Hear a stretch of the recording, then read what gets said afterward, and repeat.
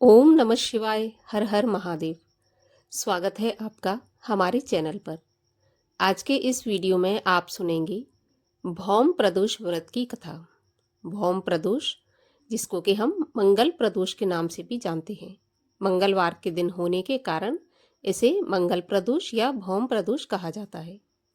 भौम प्रदोष का व्रत रखने से और कथा सुनने से भगवान शिव प्रसन्न होते ही है, साथ में हनुमान जी की कृपा भी प्राप्त होती है। तो अगर प्रदोष का व्रत आप किसी भी कारण से नहीं रख सकते तो कम से कम एक बार आपको भौम प्रदोष व्रत की कथा मंगलवार के दिन जरूर सुननी चाहिए। तो ऐसी ही कथाएं सुनने के लिए, सभी प्रकार की व्रत कथाएं सुनने के लिए और हमसे जुड़े रहने के लिए कृपया हमारे चैनल को सब्सक्राइब करें। आज का वीडियो अच्छा लगे तो वीडियो को लाइक करें और शेयर करें। तो चलिए अब हम शुरू करते हैं भौम प्रदोष व्रत की कथा। सूत जी बोले, अब मैं मंगल त्रयोदशी प्रदोष व्रत का विधि विधान कहता हूँ। मंगलवार का दिन व्याधियों का नाशक है। इस व्रत में एक समय व्रती को गेहूं और गुड़ का भोजन करना चाहिए। इस व्रत के करने से मनुष्य सभी पापों व रोगों से मुक्त हो जाता है। इसमें किसी प्रकार का संशय नहीं है। अब मैं आपको उस बुढ़िया की कथा सुनाता हूँ जिसने यह व्रत किया और मोक्ष को प्राप्त हुई। अत्यंत प्राचीन काल की घटना है। एक नगर में एक बुढ़िया रहती थी। उसके मंगलिया नाम का एक पुत्र था। बुढ़िया को हनुमान जी पर बड़ी श्रद्धा थी। वह प्रत्येक मंगलवार को हनुमान जी का व्रत रखकर तथा विधि विधान से उनका भोग लगाती, पूजन करती। इसके अलावा मंगलवार को ना तो घर लीपती थी और ना ही मिट्टी खोदती थी। इसी प्रकार से व्रत रखते हुए जब उसे काफी दिन बीत गए तो हनुमान जी ने सोचा कि चलो आज इस वृद्धा की श्रद्धा की परीक्षा करते हैं। हनुमान जी साधु का रूप बनाकर उसके द्वार पर जा पहुंचे और पुकारा, है कोई हनुमान का भक्त जो हमारी इच्छा पूरी करे? वृद्धा ने यह पुकार सुनी तो बाहर आई और पूछा कि महाराज, क्या आज्ञा है? साधु वेश धरकर जो हनुमान जी आए थे वो बोले कि मैं बहुत भूखा हूँ, भोजन खाऊंगा, तू थोड़ी सी जमीन लीप दे। तो बुढ़िया बड़ी दुविधा में पड़ गई और अंत में हाथ जोड़कर प्रार्थना की, हे महाराज, लीपने और मिट्टी खोदने के अलावा जो भी काम आप कहें वह मैं करने को तैयार हूँ। साधु ने 3 प्रतिज्ञा कराने के बाद कहा कि तू अपने बेटे को बुला, मैं उसे औंधा लिटाकर उसकी पीठ पर आग जलाकर भोजन बनाऊंगा। जब बुढ़िया ने ऐसा सुना तो उसके पैरों तले से जैसे धरती खिसक गई, मगर वह वचन दे चुकी थी। तो उसने मंगलिया को पुकारकर साधु महाराज के हवाले कर दिया। लेकिन साधु ऐसे ही मानने वाले थोड़े ही थे। उन्होंने बुढ़िया के हाथों से ही मंगलिया को औंधा लिटाकर उसकी पीठ पर आग जलवाई। आग जलाकर दुखी मन से वृद्धा अपने घर के अंदर जा घुसी। साधु जब भोजन बना चुका तो उसने बुढ़िया को बुलाकर कहा कि वह मंगलिया को पुकारे ताकि वह भी आकर भोजन कर ले। तो वृद्धा आंखों में आंसू भरकर कहने लगी कि अब उसका नाम लेकर मेरे हृदय को और न दुखाओ। लेकिन साधु महाराज नहीं माने तो वृद्धा को भोजन के लिए मंगलिया को पुकारना ही पड़ा। बस फिर क्या था, पुकारने की देर थी कि मंगलिया बाहर से हंसता हुआ दौड़ा दौड़ा घर के अंदर आया। मंगलिया को जीता जागता देखकर वृद्धा को बहुत सुखद आश्चर्य हुआ। वह साधु महाराज के चरणों में गिर पड़ी। साधु महाराज ने उसे अपने असली रूप के दर्शन दिए। हनुमान जी को अपने आंगन में देखकर वृद्धा को लगा कि उसका जीवन सफल हो गया। तब सूत जी बोले कि हे ऋषियों, इस प्रकार से वृद्धा ने भौम प्रदोष का व्रत किया और हनुमान जी ने उस पर कृपा की। बोलिए शिव जी महाराज की जय, हनुमान जी महाराज की जय। चलिए अब हम एक कथा और सुनते हैं जो कि स्कंद पुराण से ली गई है, जिसमें कि शिव उपासना या शिव पूजा के फल के बारे में बताया गया है कि शिव उपासना करने का कैसा अद्भुत और चमत्कारी फल हमें प्राप्त होता है। तो कथा के अनुसार प्राचीन काल में एक राजा थे जिनका नाम था इंद्रद्युम्न। वे बड़े दानी, धर्मज्ञ और सामर्थ्यशाली थे। धनार्थियों को वे सहस्त्र स्वर्ण मुद्राओं से कम दान नहीं देते थे। उनके राज्य में सभी एकादशी के दिन उपवास करते थे।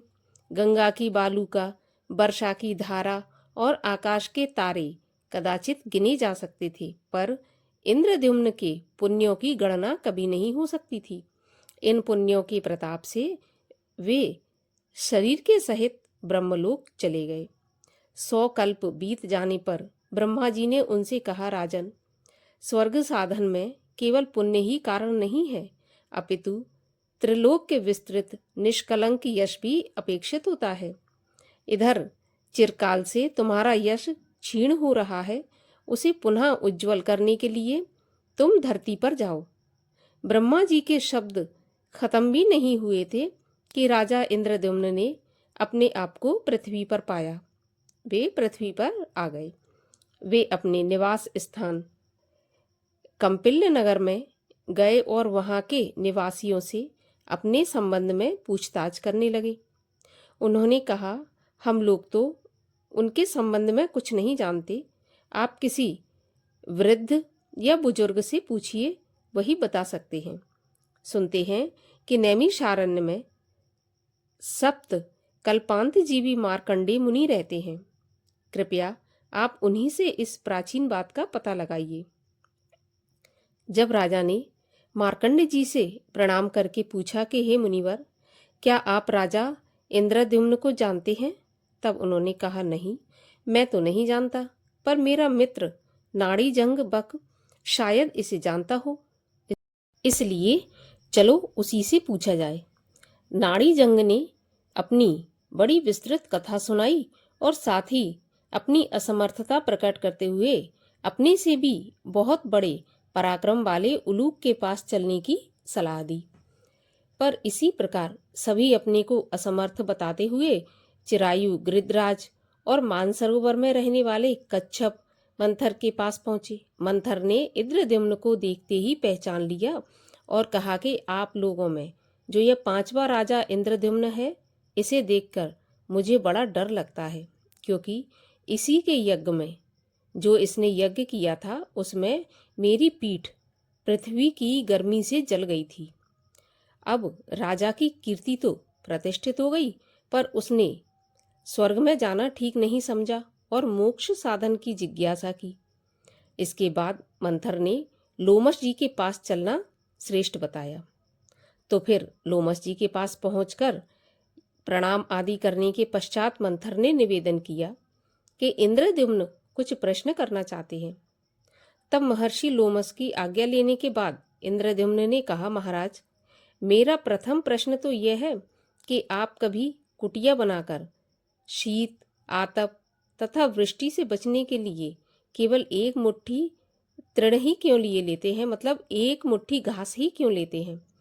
तब मुनि ने कहा, राजन, एक दिन मरना तो जरूर है, फिर शरीर का निश्चित नाश जानते हुए भी हम घर किसके लिए बनाएं? यौवन, धन तथा जीवन ये सभी चले जाने वाले हैं।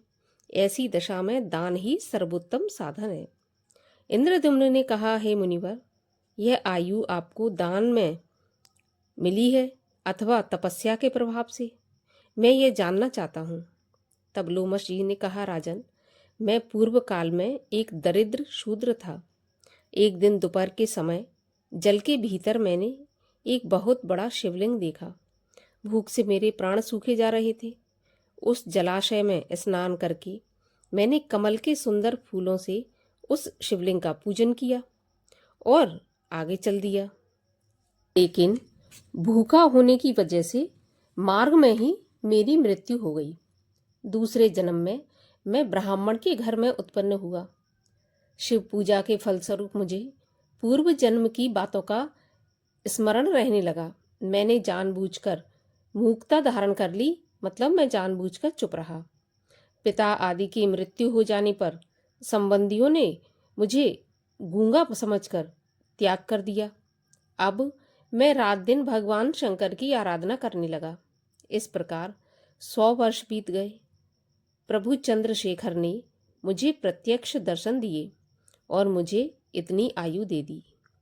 यह जानकर इंद्रद्युम्न, बक, कच्छप, गीध और उलूक ने भी लोमस जी से शिव दीक्षा ली और तप करके मोक्ष प्राप्त किया।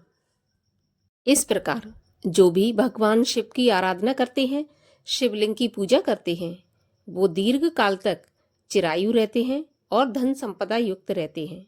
अंत में शिवलोक को प्राप्त करते हैं।